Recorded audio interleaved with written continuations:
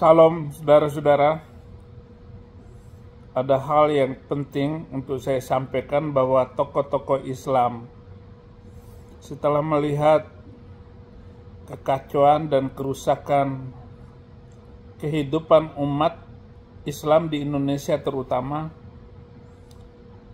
mereka tetap berusaha untuk mengembalikan marwah kehormatan Islam itu. Tetapi nampaknya mereka tidak sanggup. Kenapa? Karena fakta-fakta yang terus berlanjut. Bagaimana Muslim itu melakukan kerusuhan dan kebencian. Satu sisi tokoh berbicara kita toleransi dan damai. Tetapi ada tokoh yang lain yang memporak-porandakan keinginan untuk mengembalikan Islam seperti rahmatan lil alamin. Tetapi semua yang dibicarakan tokoh-tokoh Muslim ini jauh panggang dari api. Ataupun kenyataan dan fakta sekarang ini menunjukkan bahwa Islam tidak mampu untuk dipakai sebagai tuntunan hidup, apalagi mengatakan Islam kafah. Tidak ada, saya kira, Muslim yang mampu melakukan Islam secara kafah. Bahkan di abad-abad pertama, bagaimana Islam itu tidak mampu memperbaiki kehidupan umat manusia untuk hidup damai dan sejahtera, seperti doa Rabbana atina fid dunya hasanah wa fil akhirati hasanah wa qina adzabannar. Berilah kami kebahagiaan di dunia dan kebahagiaan di akhirat. Itu semuanya jauh panggang daripada api.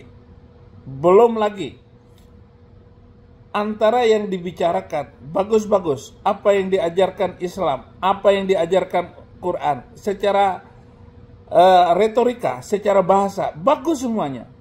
Tapi praktek Muhammad dan para sahabatnya itu menunjukkan betapa konsep tulisan ayat hadis dengan fakta orang Arab sebagai dasar budaya Islam tidak menunjukkan itu. Kerebutan kekuasaan antara Umar, antara Abu Bakar, antara Utsman, dan antara Ali tidak pernah berhenti sampai sekarang. Bahkan muncul dua opsi Islam, yaitu Syiah dan Sunni. Itu mewarnai kehancuran dari dalam.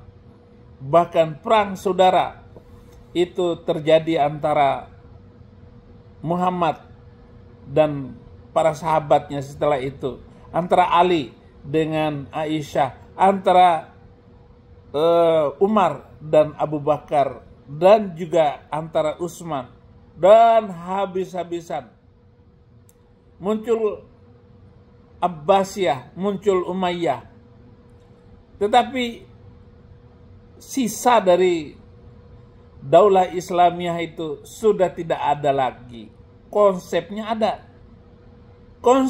ada, meramu konsep-konsep itu, tetapi tetap saja umat Islam tidak bisa bersatu.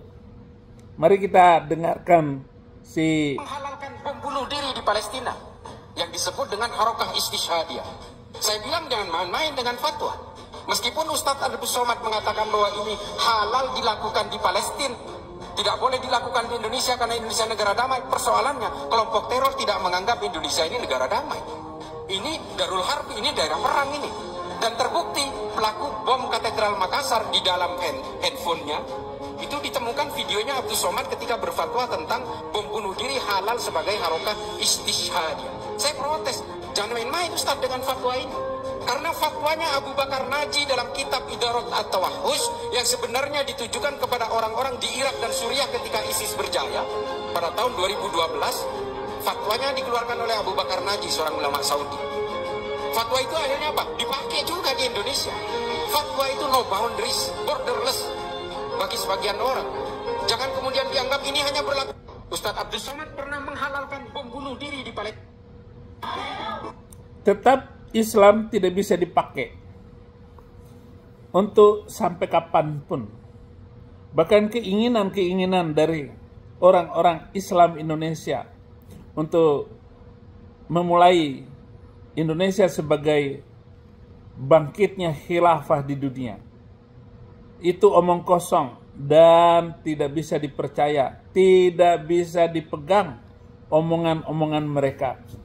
Walaupun memang ayat-ayat Al-Quran ini merujuk kepada bagaimana kafatan linnas, ya ayyuhalladzina amanu tubu ilallahi taubatan nasuha, hai orang-orang yang beriman, bertaubatlah kepada Allah dengan taubat yang sempurna. Ataupun ya ayyuhalladzina amanu udkhulu fissilmi kaffah, masuklah ke dalam Islam itu dengan sempurna, dengan kafah. Wala tattabi'u khutuwati syaitan, dan janganlah ikut langkah-langkah syaitan. Innahu lakum aduwwum mubin, sesungguhnya setan itu adalah musuh utama manusia. Tetapi bukan masuk kepada Islam yang kafah, tetapi mengikuti langkah-langkah syaitan. Langkah-langkah syaitan itu mulai dari Somad, ulama-ulama besar itu penipu semua. Abdi Hidayat hanya bikin cerita kosong semua, bikin sejarah ngawur semua. Itulah Muslim, dan itu yang dilakukan dari waktu ke waktu ini. Maka hati-hati saudara-saudara. Maka saya mendukung Gus Islah. Gus Islah ini adalah pencerdas umat Muslim Indonesia untuk tidak terbawa lagi dengan kondisi politik yang mau dibangkitkan di antara bangsa Indonesia, terutama umat Islam. Mereka tidak mampu bangkit. Nggak bisa lagi mempersatukan Islam itu.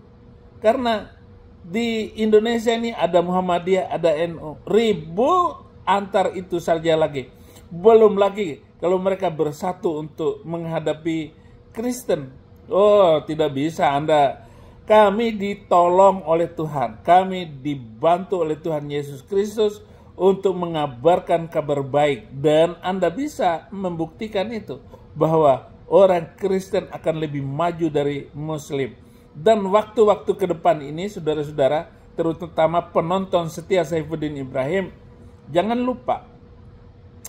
lupa memberitakan Injil, kabar baik, bahwa hanya dengan mengikuti Yesus Kristus, hidup di dunia dan akhirat ini menjadi bahagia. Di dunia bahagia, di akhirat bahagia. Bukan dengan angan-angan kosong yang diceritakan oleh Nabi dari Arab itu, yang tidak mengajarkan dan tidak membawa ajaran-ajaran Nabi sebelumnya. Bahkan hanya menakut-nakuti, mengerikan semua ajaran Arab itu, saudara-saudara. Itu sebabnya saya tetap bertahan untuk menjadi pemberita Injil bagi Indonesia, bagi kita semua. Dan jangan lupa, saudara-saudara, jangan mengikuti ajaran itu. Dan saya adalah tokoh murtadin. Dan bagi Anda yang calon murtadin, belajar khusus kepada saya dan tim ataupun para penginjil di Indonesia, membangun Indonesia bagi Kristus, bukan membangun khilafah. Khilafah sudah runtuh, khilafah sudah tidak berkutik lagi sampai kapanpun, saudara-saudara. Nggak bisa. Apalagi jatuhnya Turki Utsmani sudah 100 tahun sampai 2024 ini. Sudah lewat masa Islam itu. Nah, tinggal sekarang ini bagaimana kita menyadarkan Muslim untuk meninggalkan keyakinannya itu. Dan kita lihat bagaimana sejarah tokoh-tokoh Islam yang menyebarkan agama dimanapun. Mereka tidak ada toleransi dan damai. Mereka begitu yakin hanya Islam katanya yang bisa mempersatukan umat manusia. Di mana persatuannya? Dan terakhir kerusuhan 28 Agustus ini, kemarin ini pertanda bahwa Islam tetap tidak bisa dipakai sebagai landasan kehidupan berbangsa dan bernegara. Terima kasih, Tuhan Yesus memberkati.